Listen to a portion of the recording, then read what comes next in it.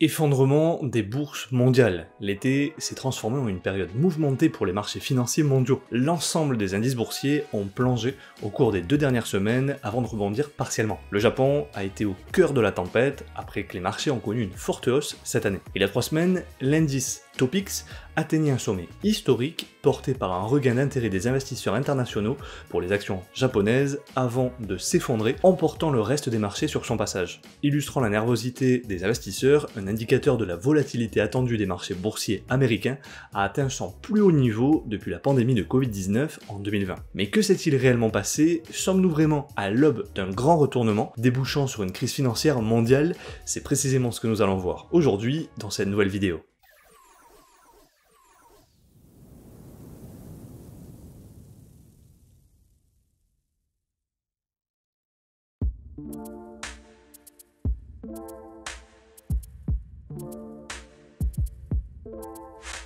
Bonjour à toute la communauté et bienvenue pour une nouvelle vidéo, je suis Mathieu de la chaîne Libre et Riche. Moins 12%.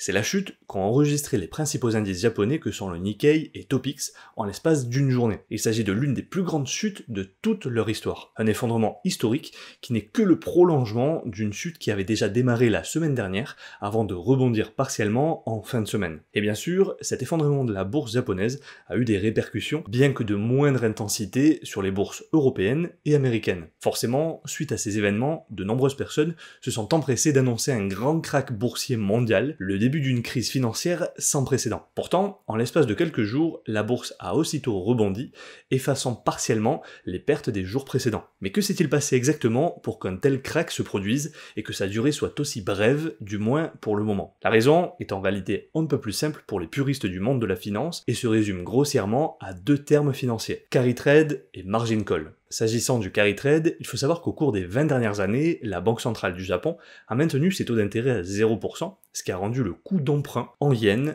extrêmement faible, voire pratiquement nul. Ainsi, lorsque les taux d'intérêt dans le reste du monde, que ce soit dans la zone euro, aux États-Unis ou quelle que soit la zone monétaire, sont positifs et élevés, il devient possible de réaliser un arbitrage financier potentiellement très lucratif. Je m'endette en yens à un taux d'intérêt très bas, je convertis ces yens en euros, en dollars américains ou quelle que soit la devise étrangère, et avec cette monnaie étrangère, j'achète des actifs financiers comme des obligations d'État ou des actions qui rapportent un taux d'intérêt plus élevé dans la zone euro, aux États-Unis ou peu importe la zone dont les taux d'intérêt sont plus élevés. Prenons un exemple. Imaginons que les taux d'intérêt au Japon se trouvent à 0% et qu'avec 100 yens sur les marchés d'échange, j'obtiens 1 dollar, et aux États-Unis, les taux d'intérêt se trouvent à 3%. Je vais donc emprunter 10 000 yens à 0% au Japon. Contre ces 10 000 yens, je vais obtenir 100 dollars sur les marchés que je vais placer à 3% sur des actifs considérés comme peu risqués, tels que de la dette américaine. De cette manière, à la fin de l'année, je détiendrai 103 dollars que j'échangerai sur les marchés financiers et contre lesquels j'obtiendrai 10 300 yens, soit un gain de 300 yens. C'est d'ailleurs, entre autres, pour cette raison que le Japon est aujourd'hui le plus grand détenteur de dette américaine et que ce phénomène s'est accentué tout au long des 2 dernières décennies. Ainsi, grâce à cette opération, consistant à emprunter à bas taux d'intérêt en yens et à investir à des taux plus élevés dans une devise étrangère, est ce que l'on appelle un carry trade. Cette opération devient d'autant plus rentable que le différentiel entre le taux d'intérêt en vigueur dans la zone monétaire étrangère par rapport à celui en vigueur au Japon est important. Autrement dit, plus l'écart de taux se creuse, plus l'opération est rentable. Si les taux sont à 0% au Japon, chaque fois que les taux d'intérêt montent dans la zone monétaire étrangère,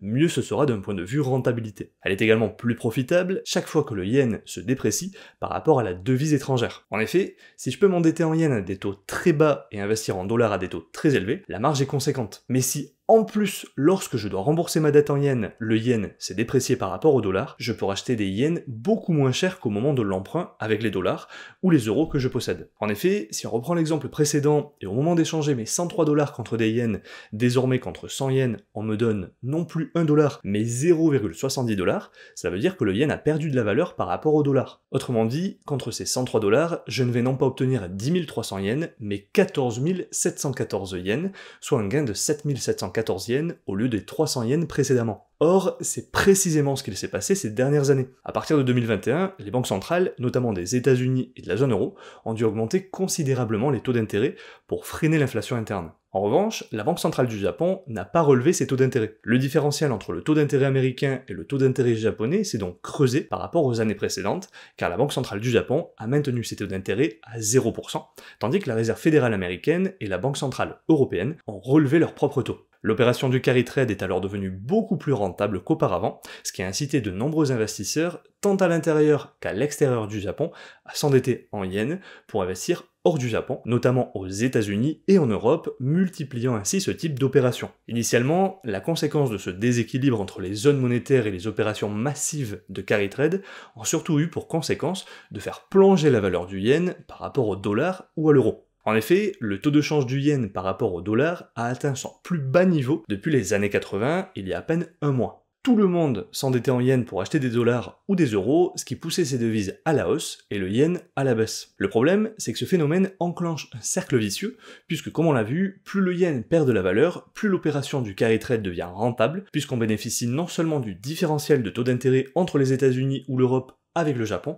mais également du gain de change dû à la dépréciation du yen. Il ne manquait plus qu'un événement déclencheur pour que la fête prenne fin. C'est précisément ce qu'il s'est passé ces derniers jours, puisque la Banque centrale du Japon a annoncé qu'elle relevait ses taux d'intérêt de 0% à 0,25%, compte tenu du fait que l'inflation semble s'être installée au Japon, dépassant la fameuse règle des 2%. La Banque centrale avait donc annoncé cette hausse, ouvrant la voie de potentielles augmentations futures. À cela, et pour couronner le tout, s'est ajoutée l'accumulation de mauvais indicateurs économiques, non seulement en Europe, mais aussi et surtout aux États-Unis. En effet, si depuis des mois l'Europe se trouve en difficulté économique, les États-Unis semblaient épargnés. Cependant, les dernières nouvelles paraissent pessimistes. Ainsi, l'accumulation de mauvais indicateurs économiques aux États-Unis a laissé entendre le président de la Réserve fédérale Jerome Powell que la Réserve fédérale américaine pourrait être amenée à baisser les taux d'intérêt à partir du mois de septembre. De ce fait, et de toute évidence, comme on vient de l'expliquer, si les taux d'intérêt au Japon devaient augmenter tandis que les taux d'intérêt de la zone euro ou aux États-Unis devraient baisser, alors le carry trade devient beaucoup moins attrayant. De plus, au fur et à mesure que de plus en plus d'investisseurs se détournent du carry trade, les forces qui poussaient à la dépréciation du yen s'affaiblissent. Le yen cesse non seulement de se déprécier par rapport au dollar ou à l'euro, mais il commence même à s'apprécier, comme on peut le voir à partir de fin juin de cette année. Et donc forcément, si on s'attend maintenant à ce que le yen continue de s'apprécier et que la rentabilité du carry trade déjà réduite par le resserrement de l'écart des taux d'intérêt entre les États-Unis, la zone euro et le Japon devient encore moins intéressante, alors c'est le phénomène inverse qui se produit. De nombreux investisseurs qui faisaient usage du carry trade, c'est-à-dire qui étaient encore endettés en yens et investis en dollars ou en euros, voyant que la rentabilité potentielle de cette opération diminue et les risques augmentent, cherchent alors à boucler leur position. En d'autres termes, ils se mettent à vendre une partie de leurs actifs, qu'ils soient libellés en euros, en dollars ou en yens, pour rembourser leurs dettes en yens. Et forcément, cette vente massive d'actifs, pour rembourser les passifs, provoque une baisse des prix de ces actifs qui sont liquidés. Et c'est précisément là qu'intervient le second terme financier, le margin call. Dans le monde de la finance, lorsqu'un investisseur souhaite s'endetter pour placer de l'argent, un prêt lui est accordé en contrepartie d'une garantie. Cette garantie est souvent constituée d'actifs financiers dans lesquels l'investisseur a déjà placé son argent. Imaginons une situation dans laquelle un investisseur a un portefeuille total d'actifs d'une valeur de 200 €. Il souhaite pouvoir s'endetter davantage pour continuer d'investir afin de multiplier ses gains. Ainsi, il va solliciter une institution financière qui accepte de lui prêter 100 € contre son portefeuille d'actifs d'une valeur de 200 € à mettre en garantie. De cette manière, si l'investisseur ne rembourse pas les 100 € prêtés, l'institution a toujours la possibilité de revendre le portefeuille d'actifs sur les marchés pour pouvoir se payer et s'assurer de récupérer l'argent prêté. Cependant, la valeur des actifs financiers fluctue quotidiennement sur les marchés.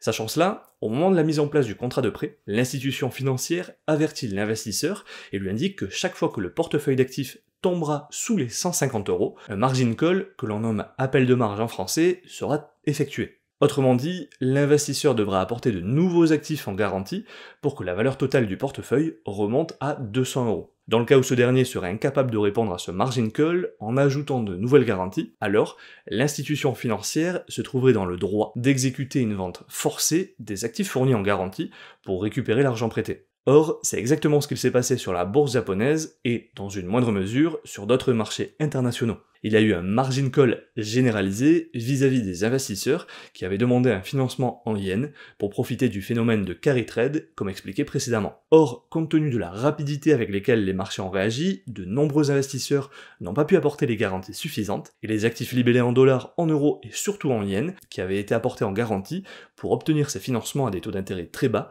ont été liquidés de force. Le problème, c'est que l'on tombe de nouveau dans un cercle vicieux, car si les actifs en yens qui avaient été apportés en garantie pour obtenir ce financement en yens sont massivement vendus, quel que soit leur prix de vente, les indices boursiers japonais s'effondrent, de nouveaux appels de marge sont effectués puisque les portefeuilles mis en garantie perdent de la valeur, et ainsi de suite.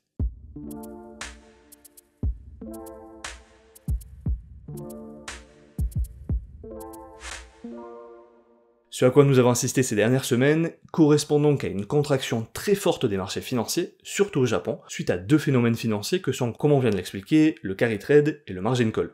C'est précisément pour cette raison que cette chute, aussi brutale soit-elle, s'est stoppée aussi vite que ce qu'elle avait démarré, pour finalement rebondir et gommer en partie les pertes accumulées. Une question toutefois reste en suspens, car pour le moment, ces événements ne se sont pas traduits au sein de l'économie réelle. Les fluctuations erratiques des 10 derniers jours en disent plus sur la psychologie et la structure des marchés modernes que sur un changement fondamental dans les perspectives économiques ou financières. Les événements de cette semaine sont les signes d'un changement à long terme qui pourrait conduire à une période de volatilité accrue après des années de calme inhabituel. Les marchés étaient tellement certains qu'il y aurait un atterrissage en douceur aux États-Unis qu'ils étaient dans l'illusion que tout autre scénario était impossible. L'étincelle immédiate de la vente massive a été une série de nouvelles économiques lors des premiers jours d'août qui ont accentué les craintes que l'économie américaine ne se dirige vers une récession et que la Réserve fédérale agisse trop lentement pour baisser les taux d'intérêt. Mais il y a eu quelques signes d'un changement plus significatif en arrière-plan. Les pressions s'accumulent sur plusieurs fronts, notamment sur l'économie américaine, les bénéfices des entreprises, les taux d'intérêt mondiaux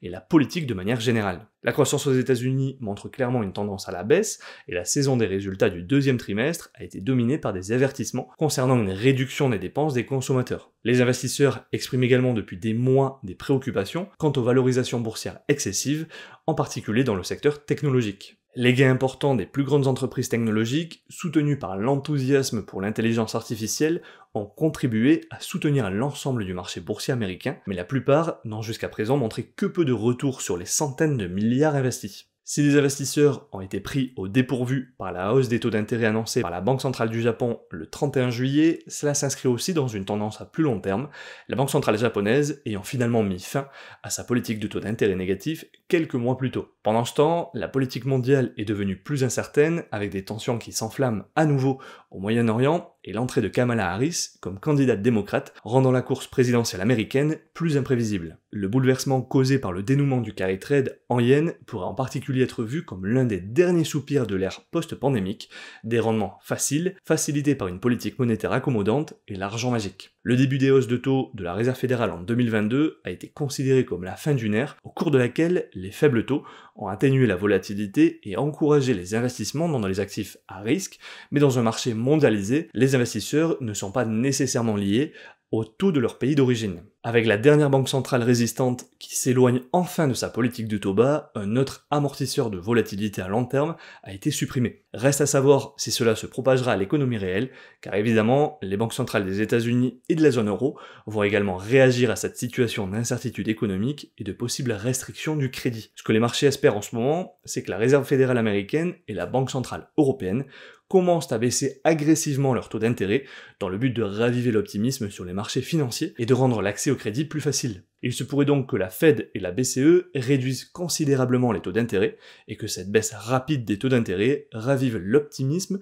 et la facilité d'accès au crédit sur les marchés, évitant ainsi une contraction de l'économie réelle. Cependant, même si c'est ce qui finit par se produire, même si les banques centrales des États-Unis et de la zone euro parviennent à raviver l'optimisme et à faciliter l'accès au crédit sur les marchés financiers grâce à des baisses agressives des taux d'intérêt, rappelons-nous que c'est précisément cette facilité d'accès au crédit et la période d'argent facile mise en place par les différentes banques centrales qui a créé ce monstre financier que nous avons connu. Par conséquent, un trop grand laxisme monétaire de la part de la Fed ou de la Banque centrale européenne pourrait également créer à l'avenir d'autres monstres financiers qui pourraient finir par se réveiller et provoquer des dégâts considérables. Et toi, que penses-tu des événements que nous venons de vivre sur les marchés financiers ? N'hésite pas à me le faire savoir dans les commentaires sous cette vidéo, comme tu le sais, nous les lisons tous et répondons à chacun d'entre eux. Si tu as trouvé cette vidéo intéressante, n'hésite pas à la liker et t'abonner à la chaîne, et n'oublie pas d'activer la cloche pour être alerté dès qu'une nouvelle vidéo est mise en ligne. Et souviens-toi que la différence entre ce que tu es et ce que tu veux être réside dans ce que tu fais. Deviens libre et riche.